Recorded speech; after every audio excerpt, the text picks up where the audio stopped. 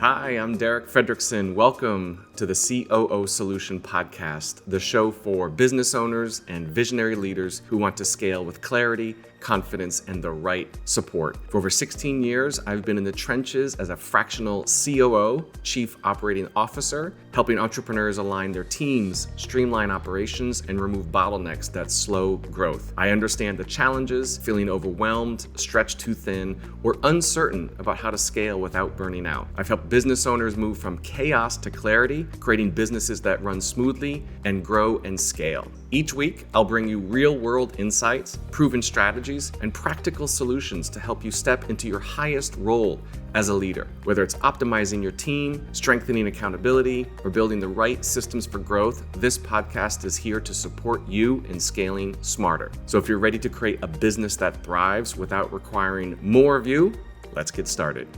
The most dangerous moment in a founder's journey is not when things are falling apart. It is when things are finally working. You scaled, you hired, you built the team and put the systems in place. And now, for the first time, the operation is running without you in every decision, every meeting, every fire drill. This is the moment you work toward for years, and then something unexpected happens. Instead of stepping back, you find every reason to stay in. You check in more than you need to. You get pulled back into decisions that should not be yours anymore. And you substitute one form of being in the weeds for another. Nobody warns you about the identity crisis that comes after you build something that actually works. Because when the business stops needing you in the way that it used to, a question surfaces that no business school, no mentor, and no mastermind group ever fully prepares you for. If I am not the one holding this together anymore, what exactly is my job? Welcome back to the COO Solution Podcast, the missing piece for scaling your business with ease. I am your host, Fredrickson, and today we are opening phase 5 of our podcast journey, a series built for the founder who has done the foundational work and is now standing at a new threshold. The mindset is there. The right team is built. Systems are in place and working. Now it is the time to build the leader the business needs you to become next. Today, we are talking about one of the most important and least discussed transitions in business ownership, the shift from operator to owner, what it requires, what it costs, and what becomes possible on the other side of it. Let's get into it. I want to start with something that might be uncomfortable to hear.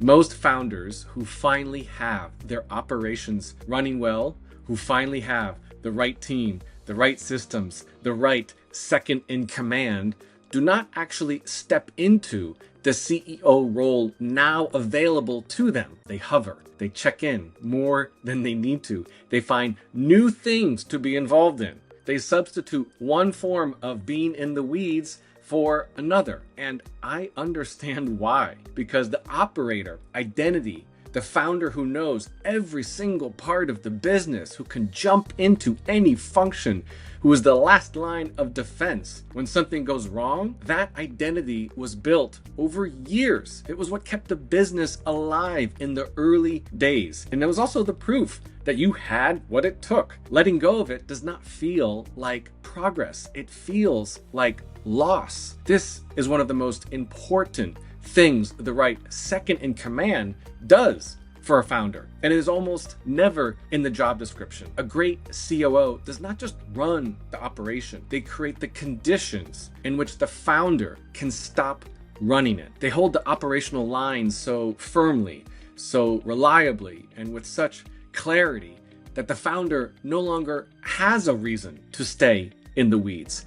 The shift from operator to owner is not something most founders can make on their own. It requires someone they trust completely to take the wheel so they can finally look up from the road and focus on the horizon. But here is what I have seen happen to founders who stay in that operator identity even after the business no longer needs them. The business stops growing. Not because strategy is wrong, not because the team is underperforming, but the company's ceiling is still set by the founder's willingness to lead from the front rather than from above. The business will only grow as far as the founder is willing to evolve. And the next evolution is not operational. It is identity based. And the shift from operator to owner, from the person who runs the business to the person who leads it, is the most important transition a founder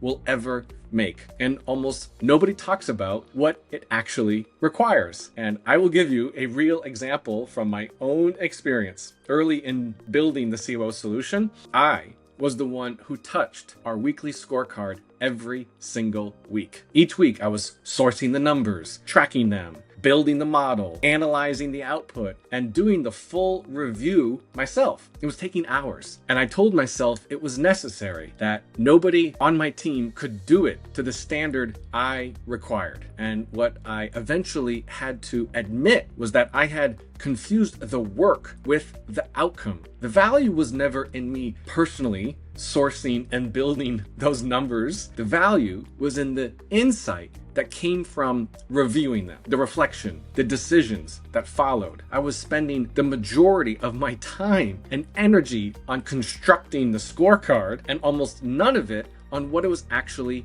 telling me. And once I saw that, the fix became obvious. I brought in a VA to help with the sourcing and building. I used AI to automate what was possible. And I leaned on my COO to partner with me on the weekly review and analysis, which is where the real value had always lived. That is operator thinking versus owner thinking in one concrete example. The operator optimizes for how the work gets done.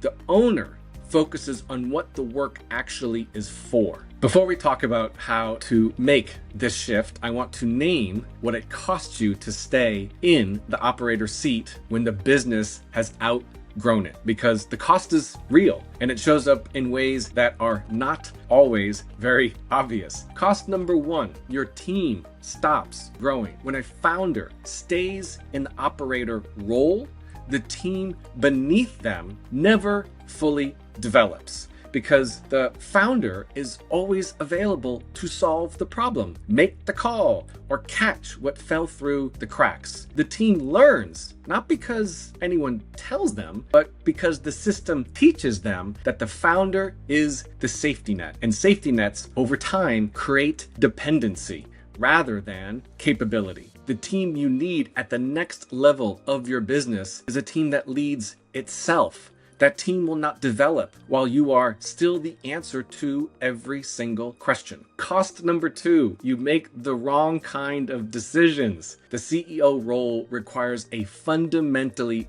different kind of thinking than the operator role. Operators make decisions about today. CEOs make decisions about the next 12 to 36 months. Operators solve problems. CEOs anticipate them. Operators ask how, while CEOs ask why and what if. When a founder stays in the operator mindset, they bring operational thinking to strategic decisions. They optimize for execution when they should be optimizing for direction. And the business drifts, not dramatically, but consistently, away from where it actually needs to go. Cost number three, you exhaust yourself on the wrong work. The operator's role in a scaling business is genuinely exhausting. It is high volume, high urgency, and constantly reactive. When a founder is still doing that work, even partially, while also trying to lead at the strategic level, they are carrying two jobs simultaneously, and neither one gets their full capacity. The founders we have watched make this transition successfully almost always point to the same thing. The moment they had a COO they genuinely trusted to own the operation, the exhaustion started to lift. Not because the work disappeared, but because it was no longer all on their shoulders. I want to share a story from a client we are working with right now, a financial professional who built his firm over more than 2 decades, deeply skilled, deeply trusted by his clients, and by external measure, running a successful business. But inside the business, he was carrying everything, managing the team, running the operations, fielding every single question, staying in the middle of every process. Not because he lacked good people around him, he did, but because letting go felt like losing the standard on which he had built his reputation. What he told us when we first started working together stayed with me. He said he knew he needed operational support years before he actually asked for it. He could see what the business could become, but the weight of doing it all himself had become so normal that he stopped recognizing it as a problem and began to accept it as just the way things are. When we put the right structure and the right operator in place alongside him, something specific shifted. The questions stopped coming to him. The emails thinned out. The team had a point of accountability that was not just him. And for the first time in years, he had the mental space to think about where the business was going, not just what it needed to survive the week. He told me recently that he can already see what the next chapter looks like. More time for growth, more time for the work only he can do. And he's not fully there yet, but he is on his way. And the difference between where he was and where he is headed is not a new strategy. It is a new structure and the willingness to let someone else own the operation so he can own the business. The founders we have watched burn out are almost never the ones who push too hard on strategy and vision. They are the ones who could not let go of the operation, who kept one foot in the weeds while trying to see the horizon. You cannot do both, not sustainably, not at scale. So what does it actually mean to step into the owner identity? What does that shift look like in practice? Not in theory, but in how you spend your time, how you make decisions, and how you show up as a leader every day. Shift number 1, you move from solving to equipping. The operator's instinct when a problem surfaces is to solve it. The owner's instinct is to ask, who on my team should own this, and what do they need from me to solve it themselves? That is not a passive response. It is a deliberate act of leadership. Every time you resist the urge to jump in and instead create the conditions for someone else to step up, you are building the organization's capacity rather than just solving today's problem. Shift number 2, you move from managing to leading.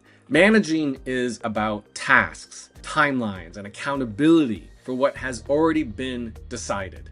Leading is about direction, culture, and the decisions that have yet to be made. The owner's job is to be clear about where the business is going, why it is going there, and what it needs to become to get there. That work is not urgent in the traditional sense. It rarely has a deadline, but it is the highest leverage work in the entire organization, and it almost never gets done when the founder is still managing. Shift number 3, you move from being indispensable to being irreplaceable. Now, these sound similar, but they are completely different. Indispensable means the business cannot function without you in the daily operation. Irreplaceable means the business cannot replicate what you bring at the highest level, your vision, your relationships, your judgment, your ability to see around corners. The goal is not to make yourself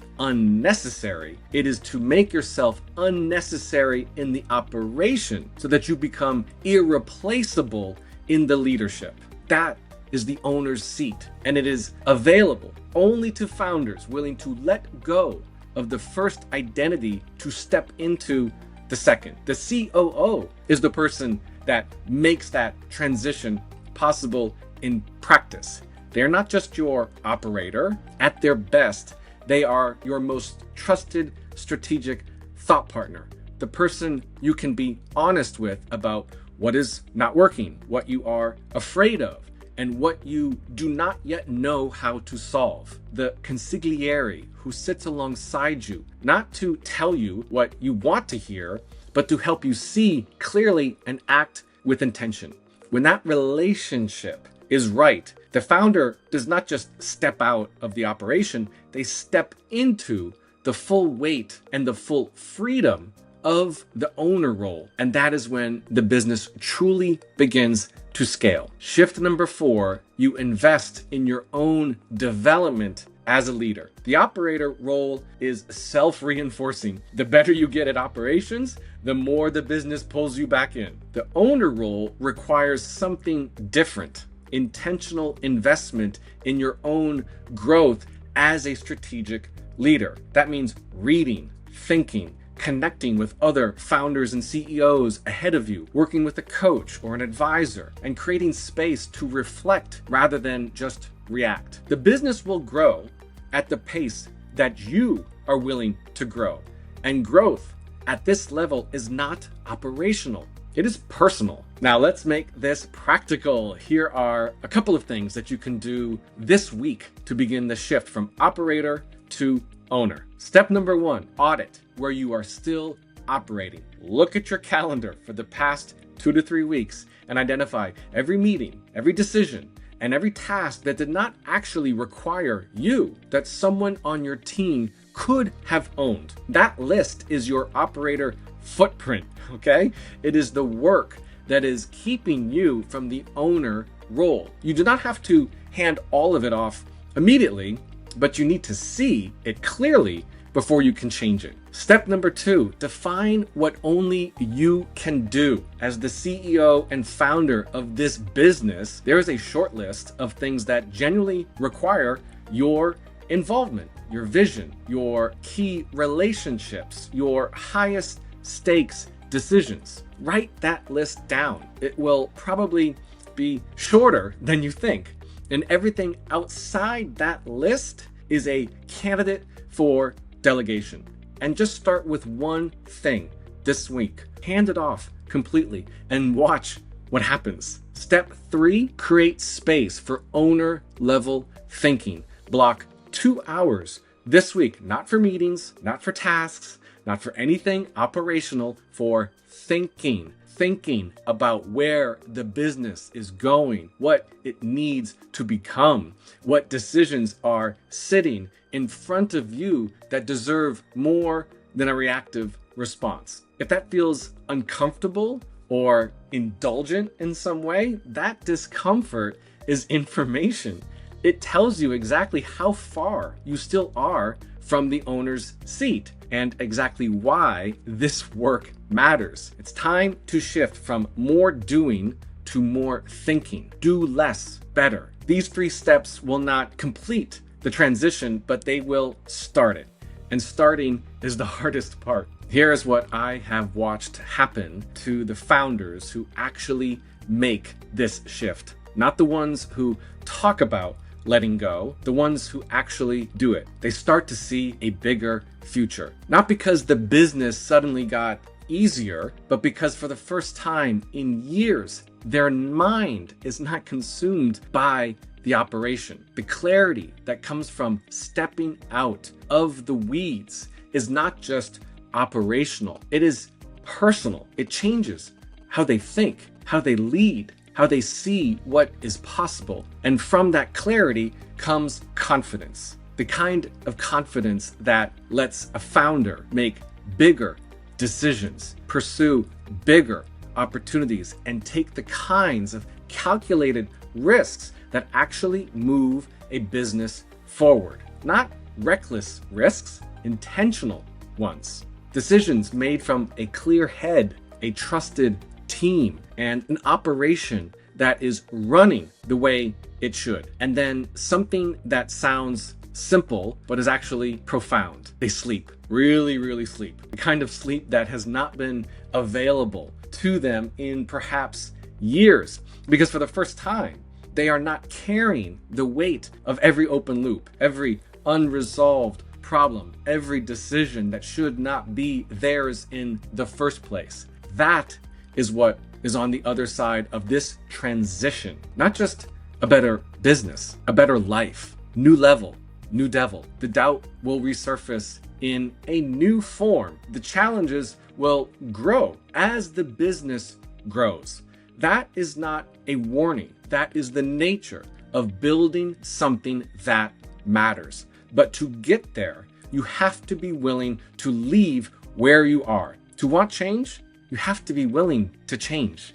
Listen, if today's episode was useful and practical, hit subscribe so you never miss a future episode. And if you know a CEO or founder who has done the hard work and is now trying to figure out what comes next, share this episode with them. This might be exactly the conversation that they need to hear. And if you are wondering if your business has the operational leadership and capabilities and foundation it needs for you to step into the full CEO role, take our free quiz at the COOsolution.com. And in just a couple of minutes, you will have a clearer picture of where you need to focus. And lastly, maybe you are in the middle of this operator to owner transition right now. Does this episode name something that perhaps you have been living with? Send me a direct message on LinkedIn or reach out at theCOOsolution.com. I would love to hear from you. That is a wrap on today's episode. I will see you next time on the COO Solution Podcast.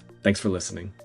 And that's a wrap on this episode of the COO Solution Podcast. If you found today's conversation valuable, I'd love it if you could subscribe, leave a review, and share it with someone who's ready to get control of their business and scale it with a second in command that they trust to handle all the daily tasks and operations they don't enjoy. And hey, maybe you're wondering if now is the time to bring on a trusted fractional COO or Chief Operating Officer to help your thriving business scale with clarity and confidence. If you're tired of doing it alone, visit thecoosolution.com and take our free quiz to help determine if now is the right time to bring a fractional COO to help you scale. In just 25 questions, you'll get a personalized report that helps you decide if your business is ready for the game-changing support of a part-time fractional COO. Let's find out together if it's your next step. Thanks for tuning in, and until next time, let's roll up our sleeves and get to work.